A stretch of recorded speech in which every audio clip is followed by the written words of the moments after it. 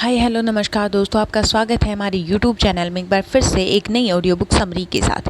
Rich dad poor dad. Robert Kiyosaki जो कि इस बुक के लेखक हैं, उनके दो पिता थे। उनके एक पिता जो पढ़े लिखे और पीएचडी होल्डर थे, मगर ज़िंदगी भर गरीब ही रहे और गरीबी में ही मरे, इसलिए रॉबर्ट उन्हें पुअर डैड बुलाते हैं। वहीं उनके दूसरे पिता थे जो ज़्यादा पढ़े लिखे तो नहीं थे मगर काफ़ी अमीर थे, उन्हें रॉबर्ट रिच डैड बुलाते हैं। अब ये सोचने वाली बात है कि किसी भी इंसान के एक ही वक्त में दो पिता कैसे हो सकते हैं। उनके गरीब पिता का बस एक ही सपना था कि रॉबर्ट खूब मेहनत से पढ़ाई करने के बाद किसी बड़ी सी कंपनी में नौकरी करके अपना भविष्य सुरक्षित कर ले। मगर रॉबर्ट के पिता जो अमीर थे, वो दरअसल रॉबर्ट के दोस्त माइक के पिता थे। वो चाहते थे कि रॉबर्ट अपनी ज़िंदगी में कुछ चैलेंज ले, क्योंकि सारे सबक सिर्फ स्कूल में ही नहीं सीखे जाते। कुछ सबक ऐसे होते हैं जो इंसान ज़िंदगी में अपने तजुर्बों से सीखता है।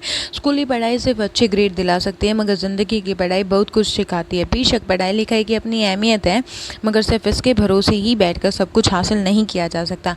लेसन नंबर 1, अमीर लोग पैसे के लिए काम नहीं करते। एक बार एक आदमी था जिसके पास एक गधा था। जब भी उसे अपने गधे से कुछ मेहनत करवानी होती तो वो एक गाजर उसके सामने लटका देता था।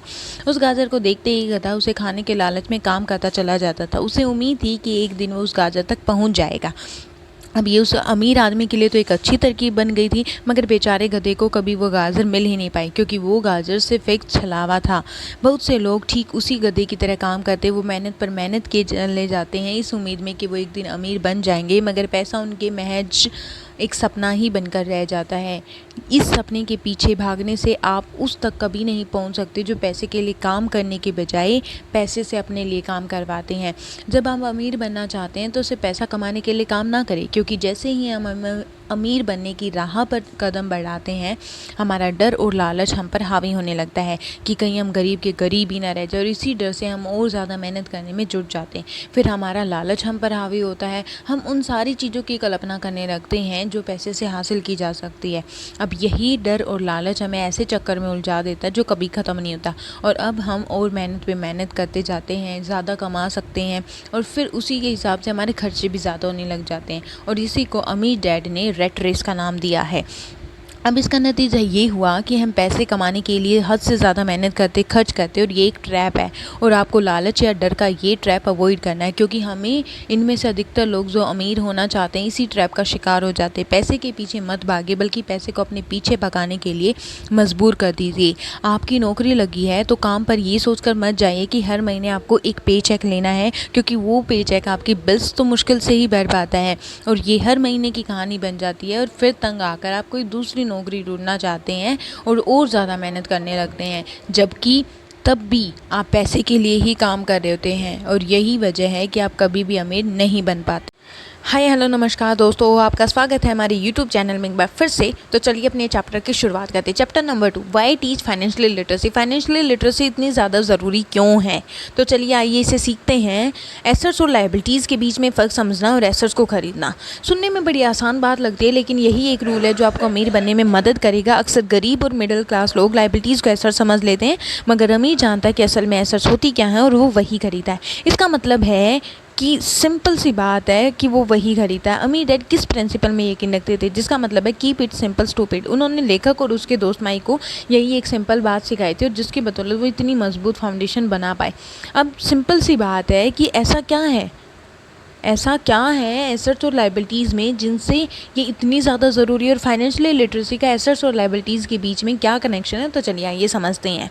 अब सिंपल सी बात है, एसेट्स वो चीज़ें होती हैं जिनसे आपकी जेब में पैसा आता है, और लायबिलिटीज़ वो चीज़ें होती हैं जिनसे आपकी जेब से पैसा जाता है। तो चलिए इसे एक सिंपल एग्जाम्पल से समझते हैं। अगर आप एसेट्स लायबिलिटीज़ के बीच में फ़र्क समझ गए और एसेट्स को खरीदने लग गए, तो आप अपने पैसे को मैनेज कर सकते हैं, और अपने पैसे को मैनेज कैसे करना है यही हम फाइनेंशियल लिटरेसी के अंदर सीखते हैं। तो एसेट्स और लायबिलिटीज़ को एक एग्जांपल से समझते हैं। एक अमीर आदमी है जो लोन लेकर घर खरीदता है और उस घर को किराए पर देता है। अब आने वाले किराए से वो हर महीने अपने लोन को भी भर देता है और कुछ ना कुछ पैसे अपने लिए बचा के भी रखता है। तो उस रेंट पे उसने जो किराए पर उसने वो घर दिया था, तो उससे उसके पास हर महीने पैसे आ रहे हैं जिनसे वो अपने लिए भी बचा रहा है। और वहीं एक गरीब आदमी है जो घर लोन पर लेता है, हर साल हर महीने ईएमआईज भरता है। तो जैसे अमीर आदमी के लिए वो किराए पर देना उसके लिए हर महीने पैसे आ रहे थे, वैसे ही गरीब आदमी के लिए हर महीने उसकी जेब से पैसे जा रहे थे। तो ये एक मेन कारण है जिसकी वजह से अमीर और अमीर होते जाते हैं और गरीब होते जाते हैं, क्योंकि उन्हें फाइनेंशियल लिटरेसी नहीं पता, उन्हें एसेट्स और लायबिलिटीज़ के बीच में फ़र्क ही नहीं पता है। तो क्या आपको ये समझ आया? तो चलिए अपनी कहानी चैप्टर नंबर 3, अपने काम से काम रखी। तो चलिए इसे एक एग्जांपल से समझते हैं। दुनिया की सबसे बड़ी फूड चेन मैकडोनल्ड के फाउंडर रे क्रोक ने एक MBA क्लास में स्पीच दी। ये 1947 की बात है। ये बहुत ही शानदार स्पीच थी, लोगों को प्रेरित करने वाली थी। स्पीच के बाद जब MBA क्लास के छात्रों ने कुछ वक्त उनके साथ बिताने की गुजारिश की तो उनके साथ बियर पीने चले गए। बातों ही बातों में रे ने अचानक एक सवाल किया, क्या आप लोग जानते हैं कि मैं किस बिजनेस में हूँ? अब ये बात तो सबको मालूम थी कि वो हैमबर्गर बेचते हैं। इस पर वो हंसने लगे और बोले कि उनका असल बिजनेस तो रियल एस्टेट है। अब वो कैसे हुआ ये जानते हैं, क्योंकि मैकडोनल्ड के लिए हर लोकेशन का चुनाव सोच समझ कर किया जाता है। जहाँ उसकी फ्रेंचाइजी बनाई जाती है वो ज़मीन भी उसके साथ ही बेची जाती है। तो इसका सीधा मतलब ये है कि मैकडोनल्ड की फ्रेंचाइजी खरीदने वाले वो ज़मीन भी खरीदनी पड़ती है। तो इसी तरीके से ये एक रियल एस्टेट बिजनेस भी हुआ। तो आइए इसे एक लेखक के एक एग्जाम्पल से समझते हैं। जब लेखक अपनी जॉब कर रहे थे तो वो जॉब के साथ साथ वो उन पैसों को, अपनी सैलरी के पैसों को कहीं स्टॉक में, रियल एस्टेट में और ब्रांड्स को ख़रीदने में लगा रहे थे, जहाँ की उनका एसेट्स कॉलम और ज़्यादा होता रही। तो इसीलिए अपने काम से काम रखने का मतलब यही है कि आप अपनी नौकरी भी करते रहें और नौकरी के पैसों में से थोड़ा बहुत बचाएं और कोशिश करें कि उन्हें एसेट्स कॉलम को बनाने में लगाएं, जिससे आपको ज़्यादा से ज़्यादा इनकम होगी। जितनी एसेट कॉलम आपका ज़्यादा स्ट्रॉन्ग होगा उतनी ही ज़्यादा आपकी इनकम होगी और उतनी ही जल्दी आप ज़्यादा अमीर बनोगे। तो चलिए फ्रेंड्स, अपनी कहानी में थोड़ा और आगे बढ़ते हैं। The history of taxes. In history of taxes को हम एक एग्जांपल से समझते हैं। रॉबिन हुड जो अमीरों से पैसा लेकर और गरीबों में बांट देता था। गरीब उसे मसीहा समझते थे, क्योंकि गरीब सोचते थे कि ज़्यादा से ज़्यादा टैक्स अमीर लोगों को देना चाहिए। पर हर बार ये होता था कि अमीर हमेशा कम से कम टैक्स देते थे। और ये बात तो वॉरेन बफेट ने खुद कही है कि वो अपने एम्प्लॉयज़ से भी कम टैक्स देते हैं। और जेफ बेजोस, अमेज़ोन के फाउंडर, उन्होंने तो 2020 में टैक्स ही नहीं पे किया। तो ऐसा क्यों है? तो इससे आप एक बहुत बड़े राज को जानोगे आज। तो चलिए शुरुआत करते हैं। सिंपल सी बात है कि अमीर इतने टैक्स क्यों नहीं भरते, इतने अमीर होने के बाद भी वो टैक्स क्यों नहीं भरते? अमीर इसीलिए अमीर है क्योंकि उन्हें फाइनेंशियली लिटरेसी पता है। फाइनेंशियली लिटरेसी का मतलब है कि आप अपने पैसे को कैसे मैनेज कर सकते हैं, आप कैसे टैक्स कम दे सकते हैं, आप कैसे अपनी एसेट्स कॉलम को बढ़ा सकते हैं, आप कैसे अपने पैसे को इंक्रीज़ कर सकते हैं। तो ये सारी चीज़ें अमीर आदमी सीखता है और गरीब नहीं सीखता। इसी वजह से गरीब बहुत ज़्यादा टैक्स भरते हैं और अमीर बहुत ही कम टैक्स भरते हैं। इसीलिए फाइनेंशियली लिटरस बनना सीखें, फाइनेंशियली लिटरेसी सीखें, फाइनेंशियली लिटरेट बने। और इस बुक में जो भी सारी बातें बताई गई हैं वो आपके माइंडसेट लेवल को चेंज करेंगी, चैलेंज करेंगी। तो इसीलिए अपने एसेट्स कॉलम पर फोकस कीजिए, फाइनेंशियली लिटरेसी सीखिए। अगर आप सच में अमीर बनना चाहते हैं तो ये बुक आपके लिए बहुत बड़ा एग्जाम्पल है। मैं रिक्वेस्ट करती हूँ कि सभी आप इस बुक को एक बार ज़रूर पढ़ें और ज़्यादा से ज़्यादा सीखने की कोशिश करें। Chapter number 5, the rich invent money. इसे एक एग्जांपल से समझते हैं। रोबोट कियोसाकी जो कि इस बुक के लेखक हैं, उन्होंने एक गेम डिज़ाइन किया है, कैश फ्लो गेम, ताकि वो सभी को रेट रेस के बारे में बता सके। तो चलिए उन्हें उसी के एग्जांपल से समझते हैं। एक दिन एक औरत गेम खेलने आई तो गेम के दौरान उसने एक बोर्ड जीता, जिसका मतलब था कि उसने उस गेम में एक बोर्ड जीती और वो औरत बहुत बड़ी खुश हुई। मगर तब उसे पता लगा कि बोर्ड लेने के लिए उसे एक बड़ी रकम टैक्स भरनी पड़ेगी, तो मानो उसकी खुशी गायब ही हो गई है। वो बोट उसके लिए एक एसेट नहीं बल्कि लायबिलिटी बन गई थी। अब उसे पता चला कि ऐसे तो वो ये बोट उसकी जान ही ले लेगी और उसे ये आइडिया समझ ही नहीं आया और रिफ़ंड की मांग की। उसे उसके पैसे वापस मिल गए और वो चली गई। मगर बाद में उसने फ़ोन करके बताया कि अब गेम का आइडिया उसे कुछ समझ आने लगा है, क्योंकि वो उस गेम से अपनी लाइफ को जोड़कर देख रही थी। वो ये जानना चाहती थी कि पैसा कैसे काम करता है और मैं पैसे को और ज़्यादा कैसे बढ़ा सकती हूँ। इस बात को समझ ना पाने की वजह से उसका गुस्सा जाया था। हम भी अक्सर यही करते हैं कि जो बात हमारी समझ से परे होती है, हमें गुस्सा आता है, हम ज़िंदगी में हर परेशानी के लिए उसे ही ब्लेम करना शुरू कर देते हैं। मगर अगर ठंडे दिमाग से सोचा जाए तो ये तरीका एकदम गलत है। बेहतर होगा कि आप इसे समझने की कोशिश करें, आप रेट रेस से बचने की कोशिश करें, अपने आप को और फाइनेंशियली लिटरेट बनाएं, तभी आप गेम ऑफ लाइफ को जीत सकते हैं। फ्रेंड्स, अगर आप भी अमीर लोगों की तरह पैसे को इन्वेंट करना चाहते हैं तो आपको इन 3 स्किल्स को समझने की बहुत ज़्यादा ज़रूरत है। सबसे पहली, ऐसी अपॉर्चुनिटी ढूंढिए जो बाकी ढूंढ ना सके। याद रहे, आपकी दिमाग वो देख सकता है जो बाकियों की आंखें भी नहीं देख पाएँ। दूसरा है पैसा बढ़ाए। जब पैसे की ज़रूरत होती है तो मिडिल क्लास केवल बैंक जाता है, मगर दूसरे टाइप के इन्वेंटर पैसा बढ़ाकर कैपिटल रेज करते हैं और उन्हें हमेशा बैंक की ज़रूरत नहीं पड़ती। स्मार्ट लोगों को ऑर्गेनाइज़ कीजिए।